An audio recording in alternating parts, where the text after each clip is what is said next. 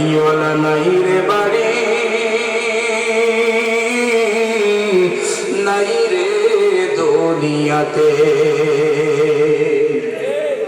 তোমার ভয়ে থাকতো মানুষ, ছিল বাহাদুরি, ভাবনি হাওয়ায় ওরা তুমি যে রঙিন ঘুড়ি। ঠিক না বল? তোমার ভয়ে থাকতো মানুষ, ছিল বাহাদুরি, ভাবনি হাওয়ায় ওরা তুমি যে রঙিন ঘুড়ি। সুতোয় টান দিলে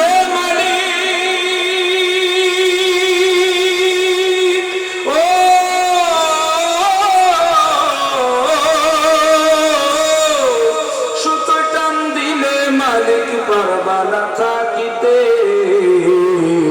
বাড়িওয়ালা নাই রে বাড়ি, নাই রে দুনিয়াতে। বাড়িওয়ালা নাই রে বাড়ি, নাই রে দুনিয়াতে।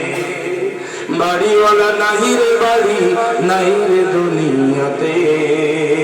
কেউ থাকতে পারবো না, সবাইকে একদিন চলে যেতে হবে। ইমাম মালিক রাহমাতুল্লাহ আলাইহির জামানায় একজন মহিলার ইন্তেকাল হয়ে গেল মদিনায়। ওই মহিলাকে এবার গোসল করাতে হবে নিয়ম অনুযায়ী। আমার দিনী ভাইয়েরা, এলাকা থেকে 4 জন মহিলাকে ডেকে আনা হলো। গভীর মনোযোগ দেয়া দেন। চতুর্দিকে মশারি টাঙায়া পর্দার মধ্যে গোসলের ব্যবস্থা করা হলো। আমার দিনী ভাইয়েরা, আমার বাবাজিরা, এরপরে কি হলো? বড়ি পাতা আর গরম পানি করা হলো। আমার দিনী ভাইয়েরা, গোসলের কার্যক্রম যখন শুরু হয়ে গেছে, 4 জন মহিলা 3 জন মাথার কাছ থেকে গোসল করানো শুরু করলো, আর একজন পায়ের কাছ থেকে গোসল করাতে করাতে চলছে। আমার দিনী ভাইয়েরা, গোসলের কার্যক্রম যখন চলতেছে, হঠাৎ করে 4 জন মহিলার মধ্য থেকে একজন মহিলা, যিনি পায়ের কাছ থেকে গোসল করাতেছিলেন, আমার দিনী ভাইয়েরা, গোসল করাতে করাতে মৃত মহিলার রান পর্যন্ত যখন চলে এসেছে, উরু পর্যন্ত যখন চলে এসেছে, উরুতে হাত ঘষতেছে, এমন সময় জীবিত মহিলার হাতটা মৃত মহিলার রানের সঙ্গে অ্যাটাচড হয়ে গেছে, জোড়া লেগে গেছে। আল্লাহু আকবার বলেন। আকস্মিক ভাবে হাত জোড়া লেগে গেছে। আমার ভাইয়েরা, গভীর মনোযোগ দিবেন।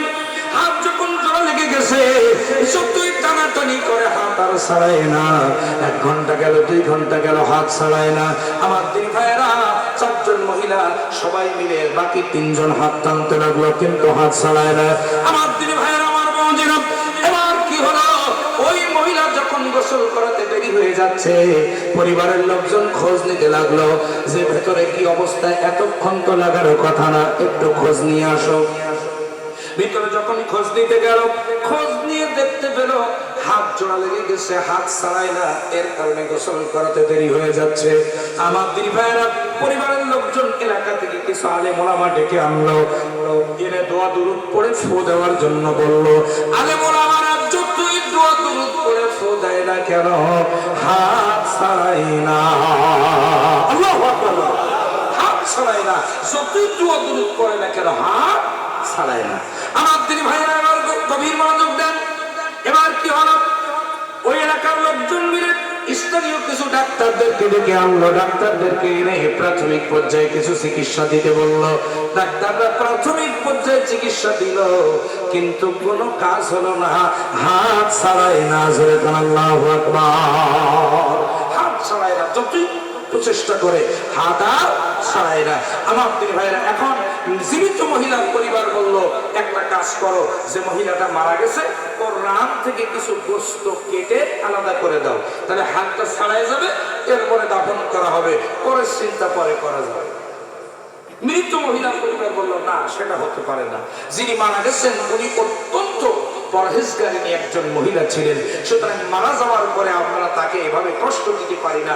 সুতরাং একটা কাজ করো, জীবিত মহিলার হাতের কবজি থেকে কেটে দাও, তাহলে হাতটা ছাড়াই যাবে, এরপর দাফন করবো, পরে চিন্তা পরে করা যাবে। জীবিত মহিলার পরিবার বলল, না, তাও তো হয় না, আমরা তো এসেছিলাম আপনাদের উপকার করার জন্য, এখন এসেই দেখতেছি আপনাদের হাত যদি চলে যায়, তাহলে এটাকে আপনি হয়। আমার দিনী ভাইরা, এদিকে তাকান, আমার দিকে লক্ষ্য করেন, গভীর মনোযোগ দিয়ে দেন। কোন সমাধানে আসতে পারলো না, এদিক দিয়া আমার ভাইরা গভীর মনোযোগ, চতুর্দিক থেকে লোকজন আসতে শুরু করলো। আমার দিনী ভাইরা যখন হাত ছাড়ায় না, কোন সমাধানে আসতে পারে না। সবাই মিলে এবার চিন্তা করলো একটা কাজ করা যায়, এই সমস্যার সমাধান ইমাম মালিক রহমতুল্লাহ আলাইহি ছাড়া আর কেউ দিতে পারবে না। যেরকম সুবহানাল্লাহ। চলো আমরা সবাই মিলে ইমাম মালিক রহমতুল্লাহ আলাইহির কাছে চলে যাই। আমার দিন ভাইরা, ততক্ষণে সন্ধ্যা হয়ে গেছে, এমত অবস্থায় লাশ থেকে দুর্গন্ধ ছুটতে শুরু করেছে, পরিবেশ নষ্ট হয়ে যেতে লাগলো। আমার দিন ভাইরা, আমার বাবাজিরা, নাক কান দিয়ে আমার ভাইরা শরীরের ভিতরের অংশগুলো বের হতে লাগলো, দুর্গন্ধ ছুটতে শুরু করলো। আমার দিন ভাইরা, আমার বাবাজিরা, কোন দেহ নিয়ে আজকে আপনি আমি অহংকার করি, মৃত্যুবরণ করার পরে এই দেহ গলতে শুরু করবে, পচতে শুরু করবে। আজকে যে চোখ নিয়ে আপনি ভরাই করেন, এই চোখগুলো কবরের পানিতে উপড়ে গিয়ে খুলে গিয়ে ভাসতে থাকবে। যে চুলগুলো আপনি বড়াই করেন, চুলের পেছনে কত টাকা খরচ করেন, ওই চুলগুলো উপড়ে গিয়ে কবরের মাটিতে, কবরের পানিতে ভাসতে থাকবে। আমার দিদি ভাইরা, আমার বাবাজিরা, শুধু তাই না, হাড়গুলো, বস্তুগুলো সব আলাদা হয়ে যাবে। 6 দিন পরে আপনার নখগুলো খসে যাবে, 9 দিন পরে চুলগুলো খসে যাবে। কথা বলেন ঠিক না ঠিক? কোনো অহংকার চলবে না। 6 দিন পরে নখ খসে যাবে, 9 দিন পরে চুল। বলেন, 6 দিন পরে নখ খসে যাবে, 9 দিন পরে চুল। কবর গাহের সামান নিতে কহিরো না কেউ ভুল খবর। জায়গা ভালো নয় কবর, জায়গা ভালো নয় কবর, জায়গা ভালো নয়। আমল দিয়ে কবর গৃহ সাজিয়ে নিতে হয়। ঠিক না বলেন? 17 দিনে পেট ফেটে শেষ পোকার খাদ্য হবে, 7 দিন পরে গোশ থাকবে না, কঙ্কাল পড়ে রবে। ঠিক না বলুন? 17 দিনে পেট ফেটে শেষ পোকার খাদ্য হবে, 7 দিন পরে গোশ থাকবে না, কঙ্কাল পড়ে রবে। 90 দিনে হাড়গুলি সব, 90 দিনে হাড়গুলি সব আলাদা হয়ে রয় কবর। জায়গা ভালো নয় কবর, জায়গা ভালো নয় কবর, জায়গা ভালো নয়। আমল দিয়ে কবর গৃহ সাজিয়ে নিতে হয়, আমল দিয়ে কবর গৃহ সাজিয়ে নিতে হয়। আল্লাহ যেন আমাদের সকলকে আমল ভালো করার তৌফিক দান করেন। চলে বলেন আমিন। আমার দিকে ভাইরা, কোনো অহংকার চলবে না। ওই মহিলা লাশ থেকে দুর্গন্ধ ছুটতে শুরু করলো। পরিবারের লোকজন বলল, আর দেরি করা যাবে না, চলো এবার আমরা ইমাম মালিক রহমতুল্লাহ আলাইহির কাছে চলে যাই। সবাই মিলে ইমাম মালিক রহমতুল্লাহ আলাইহির কাছে চলে গেল। যাওয়ার পরে সমস্ত ঘটনা যখন বর্ণনা করলো, আমার দিনী ভাইরা, আমার বাবাজিরা, ইমাম মালিক রহমতুল্লাহ আলাইহি বললেন, আমার কাছে কি জন্য তোমরা এসেছো? বলছে, হুজুর আপনি একটা সমাধান দিয়ে দেন, আপনি একটা ফাইসালা দিয়ে দেন। হাত যদি না ছাড়াই তাহলে তো আমরা দাফন করতে পারবো না, বলে বসে শেষ হয়ে যাবে, পরিবেশ দূষণ হবে, মানুষ কষ্ট পাবে, আপনি একটা সমাধান দিয়ে দেন। ইমাম মালিক রহমতুল্লাহ আলাইহি বললেন, শোনো মদিনাবাসী, আমি সমাধান দিতে পারি না, সমাধান দিতে পারে আল্লাহর কোরআন। লিল্লাহি তাকবীর। সমাধান আমি দিতে পারি না, সমাধান দিবে আল্লাহর কোরআন। এবার আমি আপনাদের কাছে জানতে চাই, বলুন বলুন বলুন, সব সমস্যার সমাধান আল্লাহর কোরআনে আছে না নাই? ব্যক্তিগত জীবনের সমস্যার সমাধান কোরআনে আছে, পারিবারিক জীবনের, একটু জোরে বলেন, অর্থনৈতিক জীবনের, সামাজিক জীবনের, রাজনৈতিক জীবনে যত সমস্যা, 24-এর গণঅভ্যুত্থান পরবর্তী বাংলাদেশের যত সমস্যা, সব সমস্যার সমাধান একটাই, আল্লাহর কোরআন রাষ্ট্রীয়ভাবে কায়েম হওয়া। কথা বলেন ঠিক কিনা? সমাধান চাও যদি জীবনে মরণে, ফিরে চাও খুঁজে নাও, চোখ রাখো কোরআনে। সবাই বলতে হবে, মহব্বতের সাথে জবান খুলে বলেন, সমাধান চাও যদি জীবনে মরণে, ফিরে চাও খুঁজে নাও, চোখ রাখো। বলেন বলেন, ফিরে চাও খুঁজে নাও, চোখ রাখো, তবেই পাবে সুখ শান্তির ঠিকানা, তবেই পাবে সুখ শান্তির ঠিকানা। ঠিকানা যদি মেনে নাও তুমি মনে প্রাণে সমাধান সমাধান চাও যদি জীবনে মরণে ফিরে চাও খুঁজে নাও চোখ রাখো কোরআনে কথা বলেন ঠিক কিনা এ বাণী সকলের নয় শুধু মুমিনের যারাই চলবে মেনে ফল পাবে কোরআনে কথা বলেন ঠিক না ঠিক এ বাণী সকলের নয় শুধু মুমিনের যারাই চলবে মেনে ফল পাবে কোরআনের ঘরে বলো কিবা রাষ্ট্রে বলো ঘরে বলো কিবা রাষ্ট্রে বলো অশান্তি দূর করে শান্তি আনে সমাধান সমাধান চাও যদি জীবনে মরণে ফিরে চাও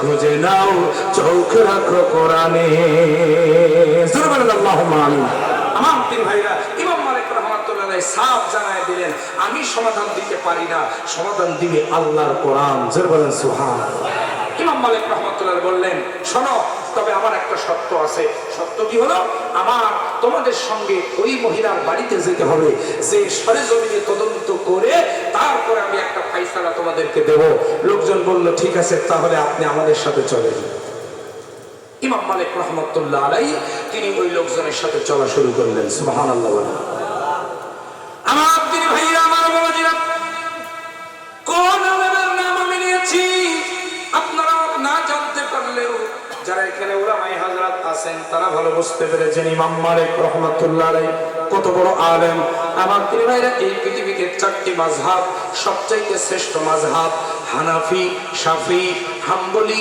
আর মালিকি এই মালিকি মাযহাবের যিনি প্রতিষ্ঠাতা ইমাম তিনি হচ্ছেন ইমাম মালিক রাহমাতুল্লাহ আলাইহি জোরে বলেন সুবহানাল্লাহ আলোচনা বোঝার সাথে ইমাম মালিক রাহমাতুল্লাহ কত বড় আলেম ছিলেন আমি ছোট্ট 2 মিনিটে দুইটা উদাহরণ আপনাদের মাঝে পেশ করতে চাই একটুখানি মনোযোগ দিয়ে দেন ইমাম মালিক রাহমাতুল্লাহ আলাইহি তিনি ইন্তিকালের পূর্বে আল্লাহর নবী বিশ্ব নবী জনাব মুহাম্মদ রাসূলুল্লাহ সাল্লাল্লাহু আলাইহি সাল্লামের রওজা মুবারকের পাশে অর্থাৎ মদিনা মুনাওয়ারায় এক নয় দুই নয় 20টা বছর কাটাইছেন আল্লাহু আকবার বলেন মদিনার পাশে 20টা বছর তিনি কাটাইছেন জোরে বলেন আল্লাহু আকবার বিশ্ব নবীর রওজার পাশে 20টা বছর তিনি পার করেছেন আমার তিনি ভাইরা এই 20টা বছরের ভিতরে তার জীবনী পড়ে আমি দেখলাম তিনি একটা কিতাব লিখেছিলেন হাদিসের বিশুদ্ধ কিতাব যে কিতাবটির নাম হলো মুয়াত্তা ইমাম মালিক আল্লাহু আকবার বলেন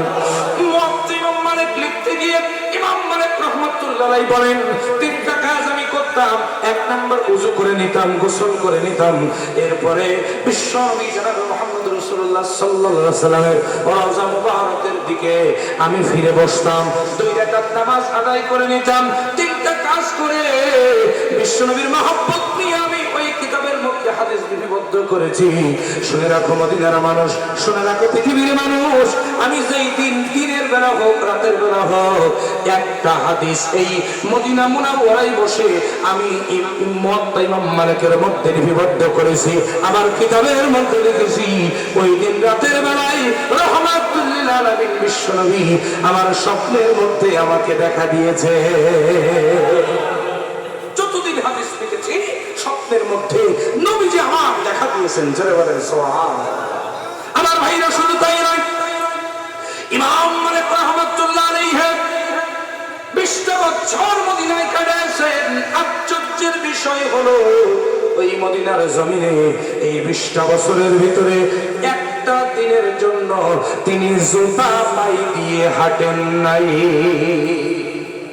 সুবহানাল্লাহ বলবেন আরো জোরে বলবেন না সুবহানাল্লাহ মদিনার মানুষ তার কাছে জিজ্ঞাসা করেছিল হুজুর ওই ইমাম মালিক রাহমাতুল্লাহ আলাইহি আপনি বলুন বলুন বলুন আপনার কি জুতা কেনার টাকা নাই আপনার কি জুতা কেনার টাকা নাই যদি টাকা না থাকে তাহলে আমাদেরকে বলুন আমরা দুটো জুতা আপনার জন্য কিনে দেই তবুও আপনি খালি পায়ে হাঁটবেন না আপনি মরুভূমির উত্তপ্ত বালুর মধ্য দিয়ে যখন খালি পায়ে হাঁটেন আপনার পায়ে ফসকা পড়ে যায় এটা আমরা মদিনাবাসী মেনে নিতে পারি না আপনি বললে আপনাকে আমরা জুতা কিনে দেই ইমাম মালিক রাহমাতুল্লাহ আলাইহি বলেন সারা মদিনার মানুষ এক জোড়া না 100 জোড়া জুতা চাই চাইলে আমি ইমাম মালিক কিনতে পারি, কিন্তু কেন জুতা পরি না শোনো।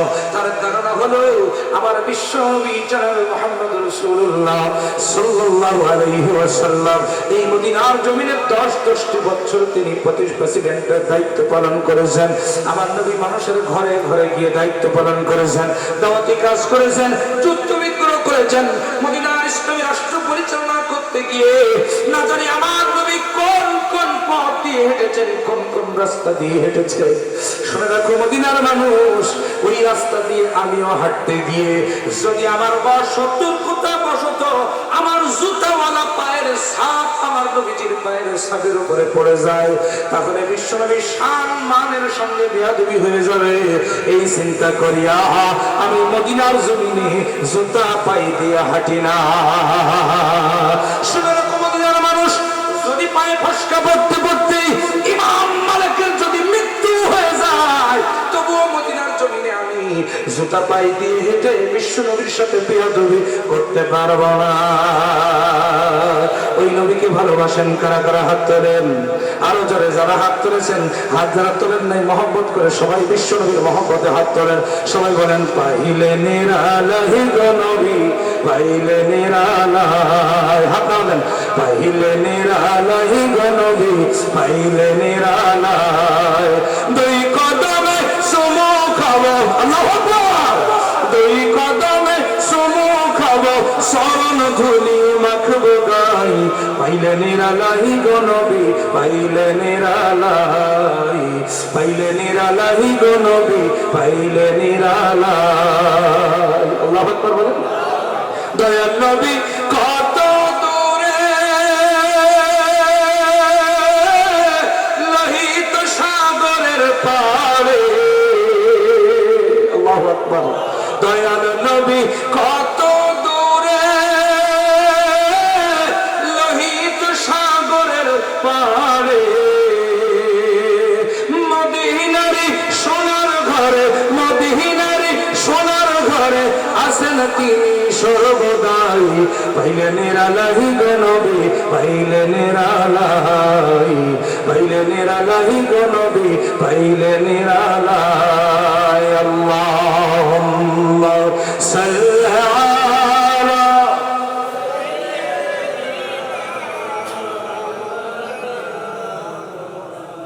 ওয়া আলা আলি সাইয়্যিদিনা।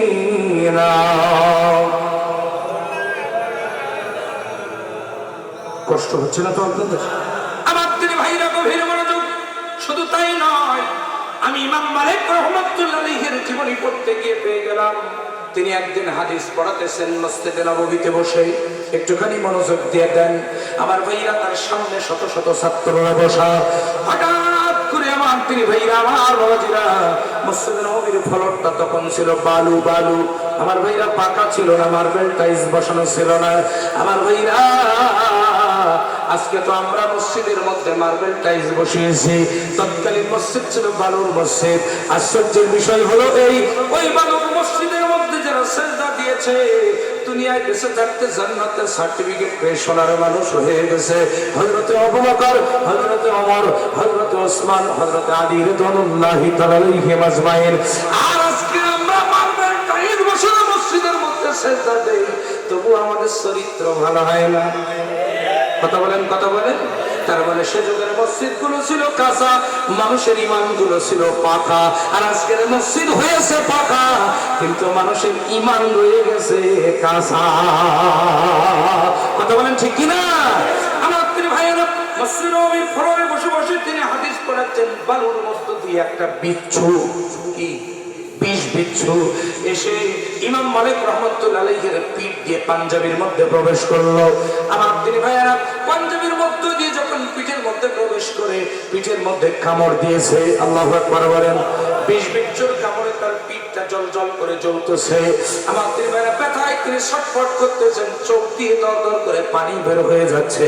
আমার ভাইরা, আমার বাবাজিরা, হাদিস পড়ানো তিনি বন্ধ করলেন না।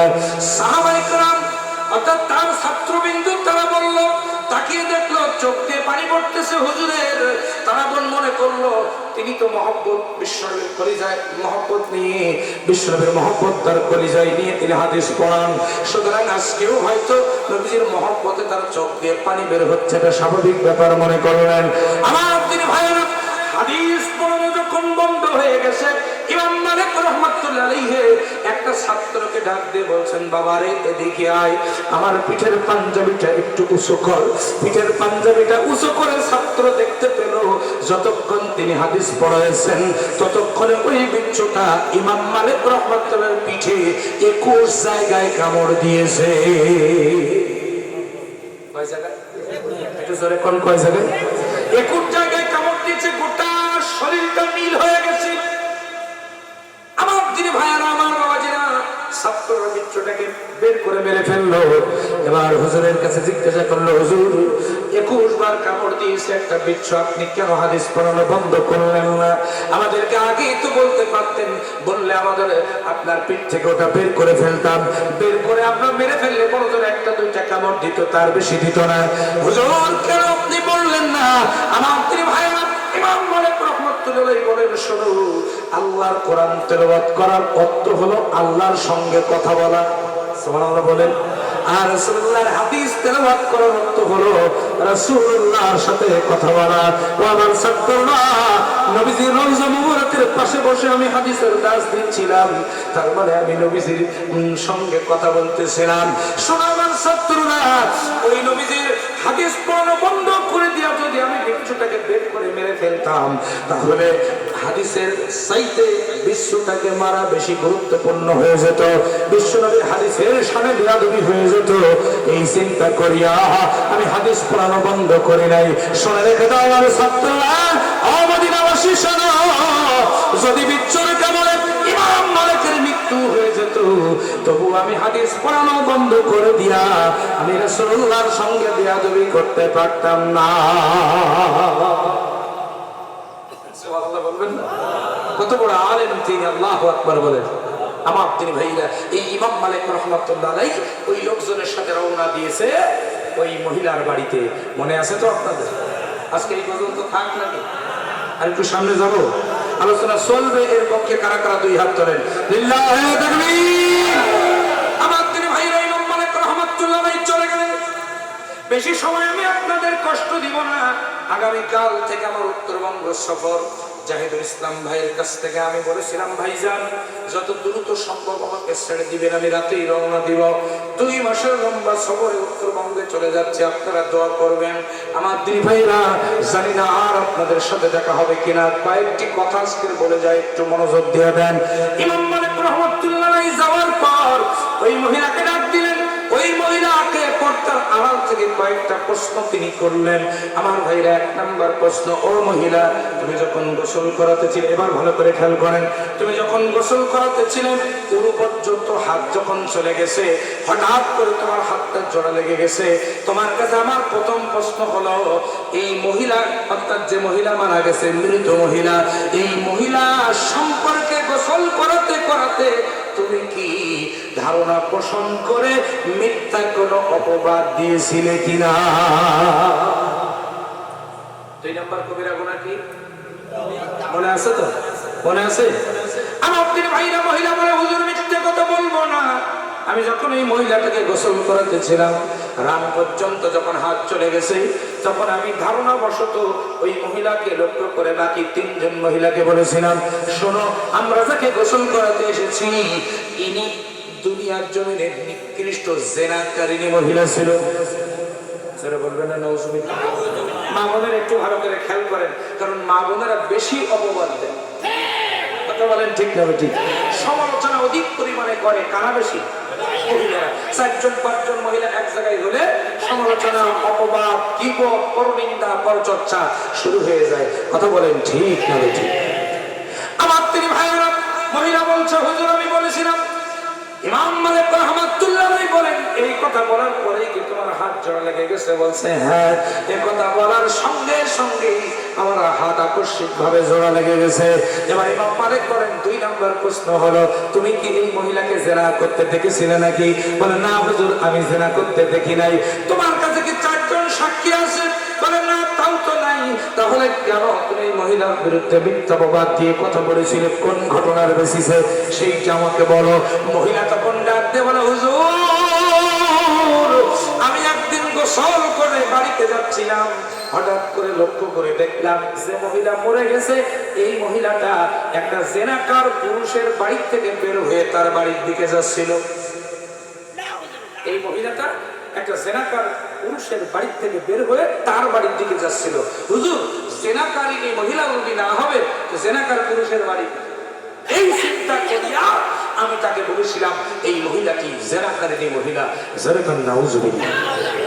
ইমাম মালিক রাহমাতুল্লাহ আলাইহি উপস্থিত জনগণকে ডাক দিয়ে বললেন, শোনো, এই কারণেই এই মহিলার হাতটা জোড়া লেগে গেছে। এলাকাবাসী বলল, হুজুর, আপনি এবার একটা ফাইসালা দিয়ে দেন। আপনি যদি ফাইসালা না দেন তাহলে হাত ছাড়াবে না, আর হাত যদি না ছাড়াই তাহলে আমরা দাফন করতে পারবো না, পরিবেশ নষ্ট হয়ে যাচ্ছে। আপনি একটু বলে দেন কি করলে হাতটা ছাড়াই যাবে। ইমাম মালিক রাহমাতুল্লাহ আগেই বলে দিয়েছেন তিনি ফাইসালা দিবেন না, ফাইসালা দিবে আল্লাহর কোরআন। আমার দিনী ভাইয়েরা, আপনারা শুনতে রাজি আছেন না নাই? আরো জোরে বলেন, আছেন না নাই? কয়টা অপরাধ করলে নিঘাত জাহান্নাম? 5টা। আমরা 2 নম্বরে আছি। চলেন সামনে যাওয়া যাক। আল্লাহ রাব্বুল আলামিনের ওই বান্দা ইমাম মালিক রাহমাতুল্লাহ আলাইহি কোরআনুল কারীমটা খুললেন, এমনকি তিনি নিজেও আল্লাহর কোরআনের হাফেজ ছিলেন। জোরে বলেন সুবহানাল্লাহ। তিনি কোরআনুল কারীমটা খুলে সূরা নূর আয়াত নাম্বার 4, একটু জোরে বলেন কয় নম্বর সূরা? 24 নম্বর সূরা, সূরা নূর আয়াত নাম্বার 4। এই 4 নম্বর আয়াতে তিনি রায় দিয়ে দিলেন। কি রায়টা দিলেন? হাত ছাড়ালো কি ছাড়ালো না? গভীর মনোযোগ দেন। ইমাম মালিক রাহমাতুল্লাহ আলাইহি আল্লাহর কোরআন থেকে তেলাওয়াত করে দিলেন, ওয়াল্লাযীনা, পড়েন সবাই, ওয়াল্লাযীনা ইয়ারমুনাল মুহসানাতি সুম্মা লাম يأتوا بأربعة شهداء فجلدوهم 80 جلدة। চিৎকার দিয়ে বলেন আল্লাহু আকবার। ইমাম মালিক রাহমাতুল্লাহ আলাইহি বলেন, আল্লাহর কোরআন বলছে, অর্থাৎ আল্লাহ পাক বলছেন, শোনো দুনিয়ার মানুষ, যদি কেউ মানুষের বিরুদ্ধে মিথ্যা অপবাদ দেয়, তার যদি 4 জন সাক্ষী না থাকে, যে মিথ্যা অপবাদ দেবে তার পিঠের উপরে 80টা বেতের আঘাত করা লাগবে। আইন কার? একজনে বলেন না, আইন কার? আল্লাহ। যে মিথ্যা অপবাদ দেবে, সাক্ষী দেখাতে পারবে না, ওর পিঠের উপরে কয়টা বেতের বাড়ি? আর জোরে কোন কয়টা বেতের বাড়ি? আজকে আমার দেশে যদি আইন চালু থাকতো, মানুষ মানুষের বিরুদ্ধে মিথ্যা অপবাদ দিতে সাহস পেত। কথা বলেন ঠিক না ঠিক? আমার প্রিয় ভাইরা, আল্লাহর কোরআনের আইন নাই, এই জন্য আমার দেশে এত অশান্তি। কথা বলেন ঠিক কিনা? আমার প্রিয় ভাইরা, ইমাম মালিক রাহমাতুল্লাহ আলাইহি বললেন, শোনো, এই মহিলার যেহেতু এই মৃত মহিলার ব্যাপারে মিথ্যা অপবাদ দিয়েছে এবং তার সাক্ষী জোগাড় করতে পারে নাই, সুতরাং এই মহিলার পিঠের মধ্যে 80টা বেতের আঘাত করা ওয়াজিব হয়ে গেছে। যতক্ষণ না তোমরা এই মহিলার পিঠের উপরে 80টা বেতের আঘাত করবা, ততক্ষণ ওই হাত ছাড়াবে না। জোরে বলেন সুবহানাল্লাহ। 80টা বেতের আঘাত করলে পরে হাত ছাড়ায় যাবে। জোরে বলেন সুবহানাল্লাহ। আমার প্রিয় ভাইয়েরা, ইমাম মালিক রাহমাতুল্লাহ আলাইহি উপস্থিত দাঁড়িয়ে আছেন। রাষ্ট্র থেকে, ওই প্রশাসনের বাহিনী থেকে জল্লাদকে ডাকা হলো, একটা বেত হাতে করে নিয়ে পিঠে বাড়ি মারার হুকুম দেওয়া হলো। 1 2 3 4 করে 50টা বাড়ি যখন মারা হয়ে গেছে, ইমাম সাহেব বললেন, খবর কি? বলে হাত ছাড়াই নাই। 51 থেকে শুরু কর, 51 থেকে 70 হাত ছাড়াইছে নাকি? বলে না, ছাড়াই নাই। 71 থেকে শুরু কর, 79 পর্যন্ত যখন চলে গেছে, বলে হাত ছাড়াইছে নাকি? বলে না, ছাড়াই নাই। ইমাম মালিক রাহমাতুল্লাহ আলাইহি বললেন, শোনো, এটা আল্লাহর আইন, 80টা বাড়ি আঘাত পরিপূর্ণ না করা পর্যন্ত হাত ছাড়াবে না। একটা বাড়ি বাকি আছে, মেরে দে। একটা বাড়ি যখন মেরে দেওয়া হলো, হাত ছাড়াই গেল। মহিলা তখন জীবিত মহিলাটা তার বাড়িতে ফিরে গেল। মৃত মহিলার দাফন গোসলের কার্য পরিচালনা করে জানাজার নামাজে দাঁড়ায়া ইমাম মালিক রাহমাতুল্লাহ আল্লাহর কোরআনের ওই আয়াতটা দিয়ে বলে দিলেন, শোনো তোমরা মানুষের বিরুদ্ধে মিথ্যা অপবাদ দিও না। মানুষ যদি মানুষের বিরুদ্ধে মিথ্যা অপবাদ দেয় দুনিয়ায় হবে লাঞ্ছিত, আর কিয়ামতের দিন যাবে আল্লাহর জাহান্নামে।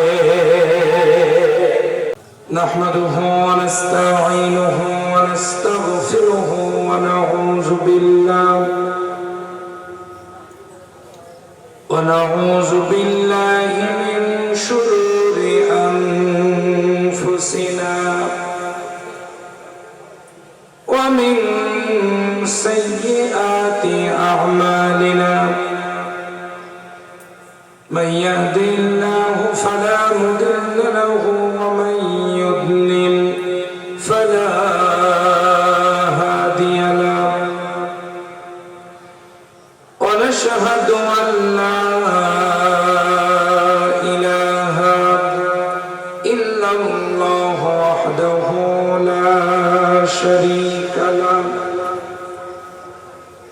ونشهد أن سيدنا وحبيبنا ومولانا محمدا عبده ورسوله الذي أرسله بالحق بشيرا ونذيرا وداعيا إلى الله بإذنه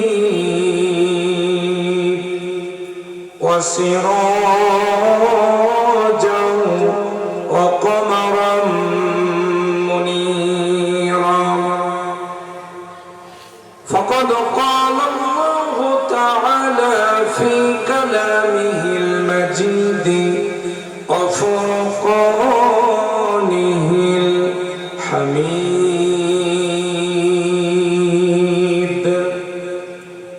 সবাই বলবো أعوذ بالله من الشيطان الرجيم، بسم الله الرحمن الرحيم، إن الله وملائكته يصلون على النبي، يا أيها الذين آمنوا صلوا عليه وسلموا تسليما، اللهم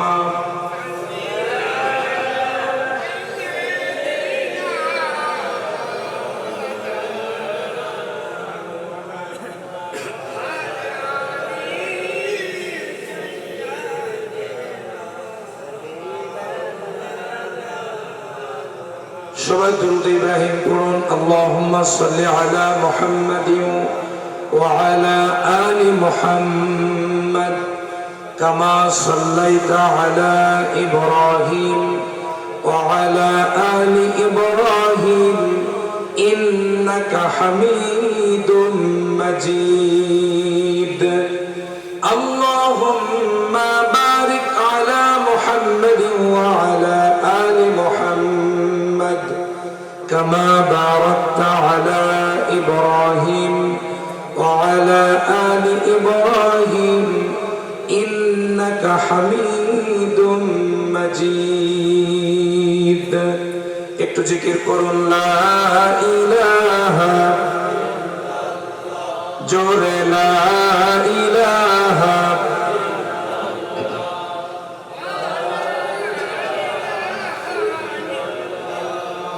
সুবহানাল্লাহ আলহামদুলিল্লাহ লা ইলাহা, জোরে লা ইলাহা,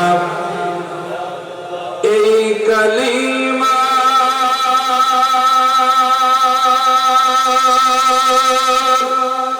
জন্যে বেলাল পাথর চাপা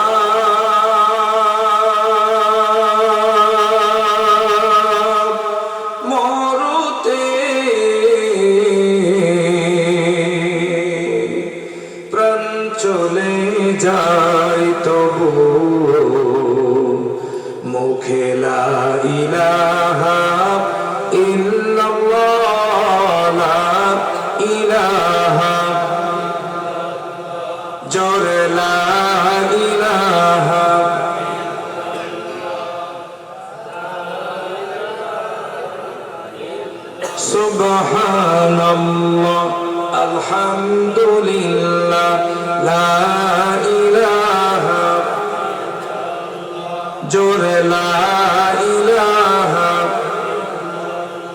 লা ইলাহা ইল্লাল্লাহ মুহাম্মাদুর রাসূলুল্লাহ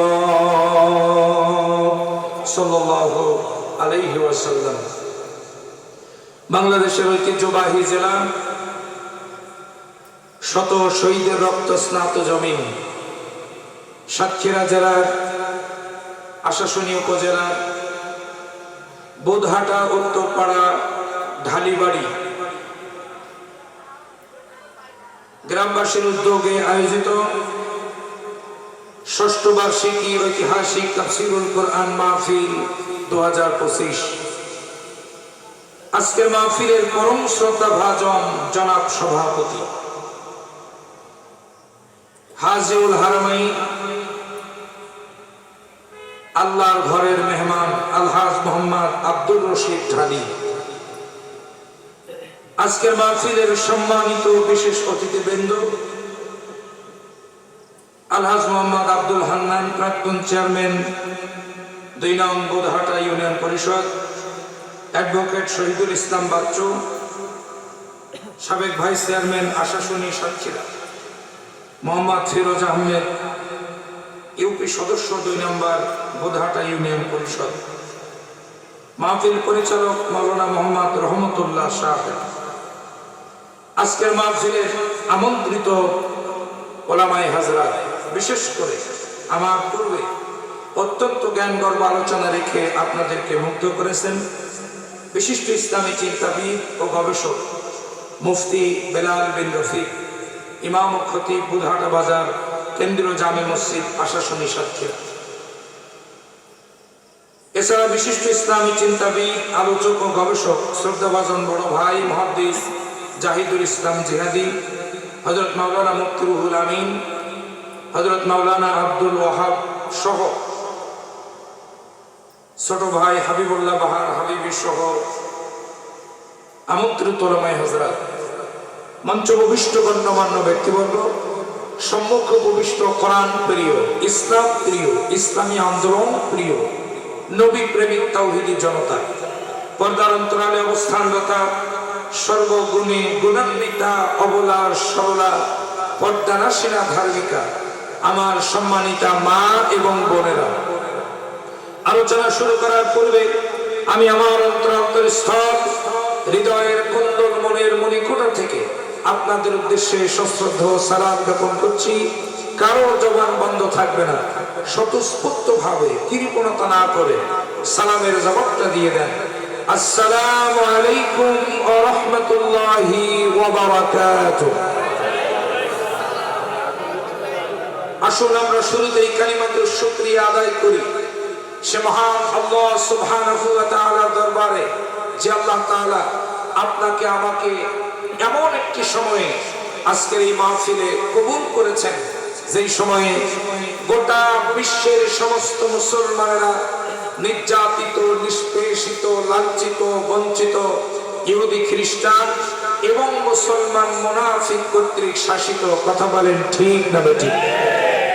অপরদিকে গোটা বিশ্বের পরিবেশটা পাপের সাগরে হাবুডুবু খাচ্ছে। সুদ, ঘুষ, জেনা, ব্যভিচার, দুর্নীতি, অন্যায়, অবিচার, নারী ধর্ষণ, মানুষ খুন, এমন কোন অপরাধ নাই যা আমাদের সমাজে হচ্ছে না। কথা বলেন ঠিক না বেঠিক? ঠিক ইসলামের এই ক্রান্তি লগ্নে যে মহান মুনিব আপনাকে আমাকে আজকের এই মাহফিলে আসার এবং বসার তৌফিক দান করেছেন, এজন্য আমরা খুশি না বেজার? আর একটু জোরে বলুন তো, খুশি না বেজার? কম না বেশি? যদি খুশি হয়ে থাকেন, আকাশ বাতাস মুখরিত করে শরীরের সবটুকুর শক্তি কণ্ঠের আগায় নিয়ে এসে শুকরিয়ার ঝান্ডাটা আরশে আজিমে পৌঁছায় দেন। চিৎকার করে বলুন আলহামদুলিল্লাহ। আর একটু করে বলুন আলহামদুলিল্লাহ। লক্ষ কোটি দুরূদ সালাম বিশ্ব মানবতার মহান মুক্তির দিশারি, নির্যাতিত, নিষ্পেষিত, লাঞ্ছিত, বঞ্চিত, শোষিত মানবতার পরম বন্ধু কাল কিয়ামতের কঠিন বিপর্যস্ত ময়দানে আপনার আমার জন্য একমাত্র সুপারিশকারী আকাই নামদার তাজেদারে মদিনা জনাব মুহাম্মদুর রাসূলুল্লাহ, সকলে বলুন সাল্লাল্লাহু আলাইহি ওয়াসাল্লাম। মাগফিরাত কামনা করছি যুগে যুগে কালে কালে আল্লাহর জমিনে আল্লাহর দ্বীন প্রতিষ্ঠার আন্দোলন করতে গিয়ে বুকের তাজা রক্তে জমিনে যারা ঢেলে দিয়েছেন এবং বুধহাটা উত্তরপাড়া গ্রামবাসী অর্থাৎ এই মাটির নিচে যত মুমিন মুমিনাত অন্ধকার গহীন কবরে শায়িত হয়ে গেছেন, আল্লাহ রাব্বুল আলামিন যেন তাদের প্রত্যেকের কবরগুলোকে জান্নাতুল ফিরদাউসের সর্বোচ্চ মাকাম বানিয়ে দেন। আমরা সকলে বলি আল্লাহুম্মা আমিন। আর একটু জোরে বলুন আল্লাহুম্মা আমিন। সম্মানিত হাজিরিন, যেহেতু রাত গভীর থেকে গভীর হতে চলেছে, আমরা ভূমিকায় মোটেও কথা লম্বা করব না, সরাসরি মূল আলোচনায় চলে যেতে চাই। এমন কিছু কথা আমরা আজকে আলোচনা করব বা শুনব, যে কথাগুলো আমল করলে পরে আমরা ইহকালে শান্তি এবং পরকালে মুক্তির পথ সুদৃঢ় হবে। জোরে বলেন ইনশাআল্লাহ। চলুন ভূমিকায় কথা লম্বা না করে সরাসরি আমরা মূল আলোচনায় চলে যাই। আমি আজকে যে বিষয়টি সম্পর্কে আপনাদের মাঝে কথা বলতে চাই, সে বিষয়টি হলো এমন 5টি ভয়ানক কবিরা গুনাহ আছে যা করলে নিঘাত আল্লাহর জাহান্নামে যেতে হবে। একটু আওয়াজ দিয়ে বলেন কয়টা? সবাই বলেন কয়টা? সবাই একটু হাত তোলেন তো, ডান হাত 5 আঙ্গুল দেখাই দেন। জোরে বলেন কয়টা? আরো জোরে। জোর হলো না, আরো জোরে। 5টা। ইমাম আয-যাহাবী রাহমাতুল্লাহ আলাইহি তিনি একটি কিতাব লিখেছেন কবিরা গুনাহের উপরে, সেটার বাংলা অনুবাদ হয়েছে, বইটির নাম দেওয়া হয়েছে কবিরা গুনাহ। এই কবিরা গুনাহ নামক কিতাবে ইমাম আয-যাহাবী রাহমাতুল্লাহ আলাইহি 70টি কবিরা গুনাহকে একত্রিত করেছেন। কয়টা? 70টি। তার ভিতরে প্রত্যেকটি কবিরা গুনাহের পরিণতি অত্যন্ত ভয়াবহ। এর ভিতরে এমন 5টি ভয়ানক কবিরা গুনাহ আছে যা করলে নিঘাত আল্লাহর জাহান্নামে যেতে হবে। আমরা সেই কবিরা গুনাহগুলো কি কি আমরা একসঙ্গে শুনে দোয়া করে বাড়ি যাব ইনশাআল্লাহ। আমার দিন ভাইরা, দুঃখজনক হলেও সত্য কথা, মঞ্চে এবং ময়দানে আজকের এই মাহফিলে যারা আমরা উপস্থিত হয়েছি, আমরা সবাই কম বেশি এই 5টি কবিরা গুনাহের ভিতরে লিপ্ত আছি। যারা বলেন নাউজুবিল্লাহ। সুতরাং আমাদের শুনতে হবে, এবং যদি সেই 5টি কবিরা গুনাহের ভিতরে আমরা নিপতিত থাকি, তাহলে আমাদেরকে তওবা করে ফিরে আসতে হবে আল্লাহর দিকে। জোরে বলেন কার দিকে? আল্লাহ আমাদের সকলকে কবুল করুন। জোরে বলেন আমিন। আল্লাহ তাআলা আজকের এই সুন্দর মাহফিলকে, জান্নাতের বাগানকে কবুল করুন। জোরে বলেন আমিন। আজকে যেমন মত নির্বিশেষে আমরা একতাবদ্ধ হয়ে কোরআন শোনার জন্য এই মাহফিলে বসেছি, কিয়ামতের কঠিন দিন, মুসিবতের সময় সবাই একসঙ্গে একই জান্নাতের একটা ঘরের ভিতরে যেন থাকতে পারি, আল্লাহ আমাদের সকলকে সে তৌফিক দান করুন। বলি আল্লাহুম্মা আমিন। 1 নাম্বার যে কবিরা গুনাহটি করলে নিঘাত আল্লাহর জাহান্নামে যেতে হবে, সেটি হলো নামাজ না পড়া। 1 নাম্বার কি? সবাই একটু আওয়াজ দিতে হবে। 1 নাম্বার কি? নামাজ না পড়া। নামাজ যারা পড়বে না, এরা যাবে আল্লাহর জাহান্নামে। কথা কার? একটু জোরে বলেন কথা কার? আল্লাহ রাব্বুল আলামিন বলেন, ফি জান্নাতিন ইয়াতাসাআলুনা আনিল মুজরিমিন মা সালাকাকুম ফি সাকার ক্বালু লাম নাকু মিনাল মুসাল্লিন ওয়া লাম নাকু নুতঈমুল মিসকিন ওয়া কুন্না নাখুদু মা'আল খাইদিন ওয়া কুন্না নুকাযযিবু বিয়াউমিদ্দিন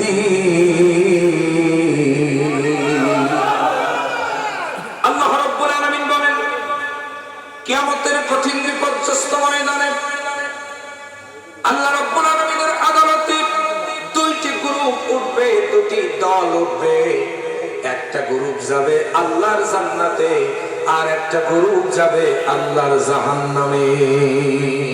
একটা গ্রুপ যাবে জান্নাতে, আর একটা গ্রুপ কোথায় যাবে? জাহান্নামে। খুব মনোযোগ দিবেন। জাহান্নামী গ্রুপ যারা হবে তাদের কাছে জিজ্ঞাসা করা হবে, মা সালাকাকুম ফি সাকার, কেন তোমরা জাহান্নামে এসেছো? কোন অপরাধ করার কারণে তোমরা জাহান্নামে এসেছো? কি কারণে, কোন কাজ করার কারণে তোমরা জাহান্নামে আসলে? জবাব দিতে গিয়ে তারা বলবে, চারটি অপরাধ করার কারণে আমরা জাহান্নামে এসেছি।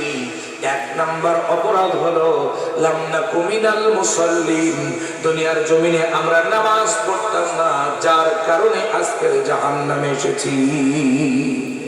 জোরে বলেন নাউজুবিল্লাহ। দুনিয়ার জমিনে আমরা নামাজ পড়তাম না, যার কারণে জাহান্নামে এসেছি। এবার বলুন, নামাজ যারা পড়বে না এরা কোথায় যাবে? একটু জোরে বলতে হবে, কোথায় যাবে? আমার দিদি ভাইয়েরা, কিন্তু দুঃখজনক হলেও সত্য কথা, আজকে আমরা সব কাজের সময় পাই, কিন্তু নামাজ পড়ার সময় পাই না। ফজরের ক্ষণ গেল পড়নি নামাজ, জোহরেও ডুবেছি নিয়ে শত কাজ, হেলাই খেলাই গেল আসরের কাল, হেলাই খেলাই গেল আসরের কাল, মাগরিব পড়লে না নামাজির শ্বাস, ফজরের ক্ষণ গেল পড়নি নামাজ, জোহরেও ডুবেছি নিয়ে শত কাজ। ঠিক না বলুন? বিনোদনে কেটে গেল এশার সময়, এতটুকু জাগলো না কবরের ভয়। ঠিক না বলুন?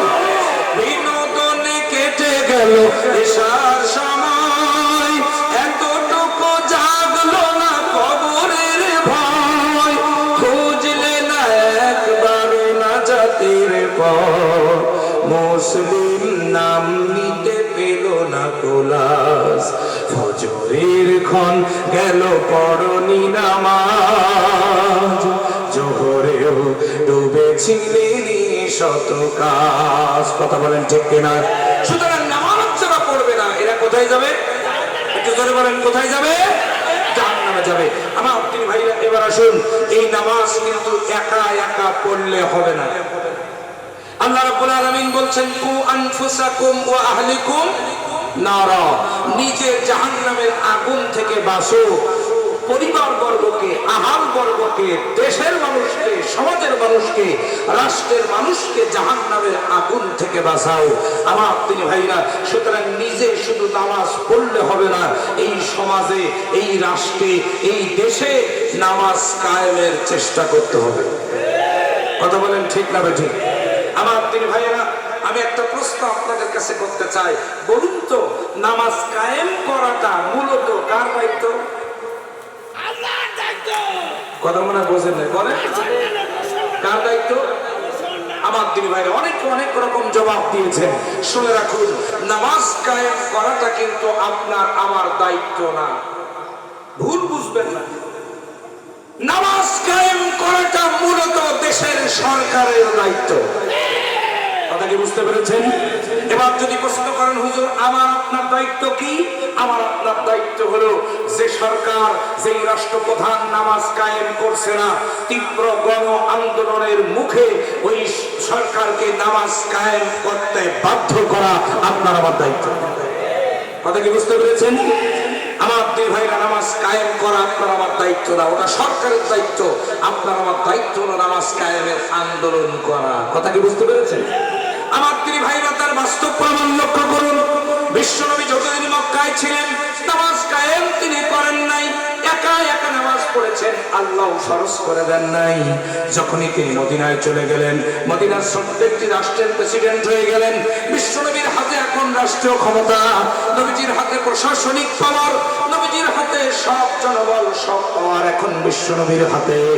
যখনই আল্লাহ রাব্বুল আলামিন সূরা হজ্জের 41 নম্বর আয়াতটা নবীজির কাছে নাযিল করে দিয়ে আল্লাহ নবীকে জানায় দিলেন, আল্লাযীনা ইম্মাক্কান্নাহুম ফিল আরদি আকামুস সালাহ ইলা আখিরিল আয়াত। আল্লাহ রাব্বুল আলামিন বলেন, আমার হাবিব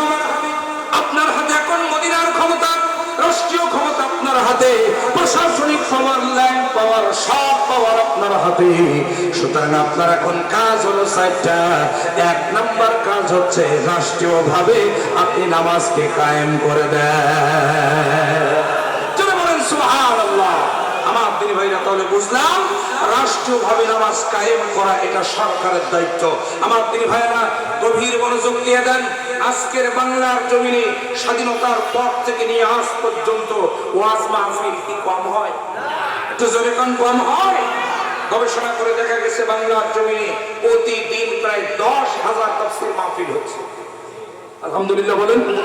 আমার দিনী ভাইরা, নামাজি কমছে না বাড়ছে? আমার দিনী ভাইরা শুনে রাখুন, আলেম ওলামা, বক্তা, মুফাসসির, মুহাদ্দিসগণ 100 বছরে যা করতে না পারবে সরকার চাইলে 1 মিনিটে তা করতে পারে। আরো জোরে বলেন, কথা ঠিক না বেঠিক? আমার দিনী ভাইরা, তার বাস্তব প্রমাণ লক্ষ্য করুন। আজকের রাত 12টার সংবাদে বর্তমান বাংলাদেশের প্রধান উপদেষ্টা ডক্টর মোহাম্মদ ইউনূস, তিনি যদি জাতির উদ্দেশ্যে একটা ভাষণ দিয়ে বলেন, আগামী ফজরের ওয়াক্ত থেকে বাংলার জমিনের যে সমস্ত মুসলমান বালেগ বালেগা নরনারী নামাজ পড়বে না, প্রত্যেক এলাকায় 10 জন করে পুলিশ দেওয়া হলো। এক ওয়াক্ত নামাজ না পড়ার কারণে 10টা করে বেতের বাড়ি, 500 টাকা করে জরিমানা অথবা 1 সপ্তাহ জেল। এই আইন যদি চালু হয়ে যায়, আমার দিনী ভাইয়েরা, একতলা মসজিদ 5 তলা হতে 1 মাসও সময় লাগবে না। আরো জোরে বলেন, কথা ঠিক না ঠিক?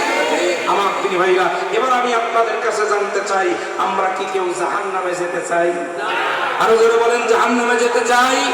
আমার দিনী ভাইরা, আমরা কেউ জাহান্নামে যেতে চাই না। সুতরাং আমাদের স্লোগান হলো একটাই, আমরা নিজেরা জাহান্নাম থেকে বাঁচতে চাই।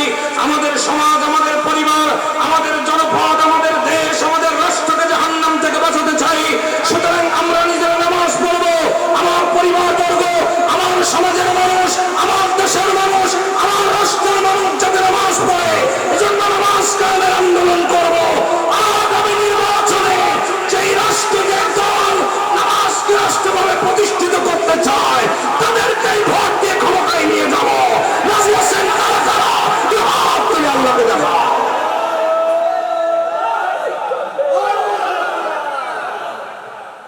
আল্লাহ কবুল করুন, জোরে বলেন আমিন। আরো জোরে বলুন আমিন। আমার দিনী ভাইয়া, সুতরাং 1 নাম্বার কবিরা গুনাহ হলো নামাজ না পড়া, নামাজ কায়েমের আন্দোলন না করা। কথা কি বুঝতে পেরেছেন? খুব মনোযোগ দিবেন। কয়টা কবিরা গুনাহ নিঘাত জাহান্নাম? 5টা। 1 নাম্বার নামাজ না পড়া, নামাজ কায়েমের আন্দোলন না করা।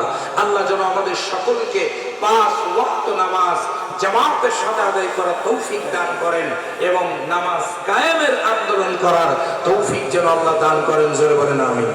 আরো জোরে বলেন আমিন। এবার আসেন 2 নাম্বার কবিরা গুনাহ, যেটা করলে নিঘাত আল্লাহ জাহান্নামে যেতে হবে, সেই কবিরা গুনাহটি হলো ভালো মানুষের নামে মিথ্যা অপবাদ দেওয়া। কথা কি বুঝতে পেরেছেন? 2 নাম্বার কবিরা গুনাহ কি? ভালো ভালো মানুষের নামে মিথ্যা অপবাদ দেওয়া। ভালো ভালো মানুষের নামে মিথ্যা অপবাদ যারা দিবে, এরা যাবে আল্লাহর জাহান্নামে। কথাকার একটু জোরে বলেন, কথাকার? আমার দিনী ভাইয়েরা, আল্লাহ রাব্বুল আলামিন সূরা নূরের 23 নম্বর আয়াত কারিমার মধ্যে সুন্দর করে সে কথাটি জানিয়ে দিয়েছেন। আল্লাহ রাব্বুল আলামিন বলেন, ইন্নাল্লাযীনা ইয়ারমুনাল মুহসানাতিল গাফিলাতিল মুমিনাতি লুইনু ফিদ দুনিয়া ওয়াল আখিরা ওয়া লাহুম আযাবুন আযীম। জোরে বলুন আল্লাহু আকবার। আল্লাহ পাক বলছেন, যে বা যারা মানুষের নামে, ভালো ভালো মানুষের নামে মিথ্যা অপবাদ দিবে, ওরা দুনিয়ায় হবে লাঞ্ছিত, অপমানিত, অপদস্থ, আর কিয়ামতের কঠিন বিপদগ্রস্ত ময়দানে তারা যাবে আল্লাহর জাহান্নামে। কথাটা এবার আমি আপনাদের কাছে জানতে চাই, বলুন তো আমাদের সমাজে মিথ্যা অপবাদ আছে না নাই? এত আস্তে বললে হবে না, জোরে বলেন, আছে না নাই? পেছনের ভাইরা বাবাজি, আমার পরে কি আপনারা রাগ করেছেন? একটু আওয়াজ দিয়ে বলেন, আমাদের সমাজে মিথ্যা অপবাদ আছে না নাই? আমার তিনি ভাইরা শুনে রাখুন, মিথ্যা অপবাদ কাকে বলে, কত প্রকার, কি কি আমরা বিগত 16-17 বছরে দেখেছি। এবং জমিনের সবচাইতে বেশি মিথ্যা অপবাদ দেওয়া হয়েছে হক্কানি আলেমদের নামে এবং ইসলামী আন্দোলনের কর্মীদের নামে। কথা বলেন ঠিক কিনা? আমার তিনি ভাইয়েরা, মিথ্যা অপবাদের ধারাবাহিকতায় আমাদের সম্মানিত অতিথি মহোদয় বলেছেন, জগৎ বিখ্যাত মুফাসসির, বিশ্বমান্য মুফাসসির কোরআন কাবা শরীফের ইমাম যার কবরে চুমা খেয়েছে, কাবার দরজা যার জন্য উন্মুক্ত ছিল, আমার তিনি ভাইয়েরা যার হাতে হাত রেখে অসংখ্য অগণিত মানুষ হিন্দু মুসলমান হয়েছে, সেই বিশ্বমান্য মুফাসসির কোরআন আল্লামা দেলোয়ার হোসেন সাঈদীকে মিথ্যা রাজাকার বানায়া, ধর্ষণকারী অপবাদ দিয়া কারাগারের মধ্যে বন্দী করে 13 বছর জেলে বন্দী রেখে এরপরে ইনজেকশন পুশ করে তাকে হত্যা করা হয়েছে। কথা বলেন ঠিক কিনা?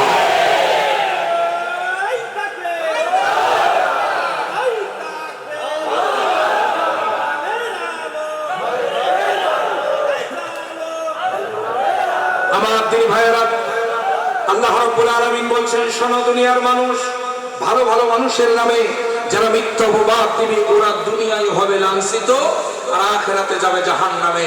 লাঞ্ছিত অপমানিত কাকে বলে, কত প্রকার, কি কি, সেটাও আমরা বিগত 5ই আগস্টে দেখেছি। কথা বলেন, কথা বলেন। আমার তিনি ভাইরা গভীর মনোযোগ দিয়ে দেন। কষ্ট হচ্ছে না তো আপনাদের? মিথ্যা অপবাদ কতটা ভয়ানক জিনিস, ছোট্ট একটু উদাহরণ আমি আপনাদের মাঝে পেশ করতে চাই, গভীর মনোযোগ দিবেন। আমার দিনী ভাইয়েরা, ইমাম মালিক রাহমাতুল্লাহ আলাইহির নাম নিশ্চয়ই আপনারা শুনেছেন। আমার দিনী ভাইয়েরা, ইমাম মালিক রাহমাতুল্লাহ আলাইহি যখন মদিনার প্রধান বিচারপতি ছিলেন, তার সময়ে একটা আশ্চর্যজনক ঘটনা ওই মদিনায় ঘটে গিয়েছিল। একটু মনোযোগ দিয়ে শুনতে হবে।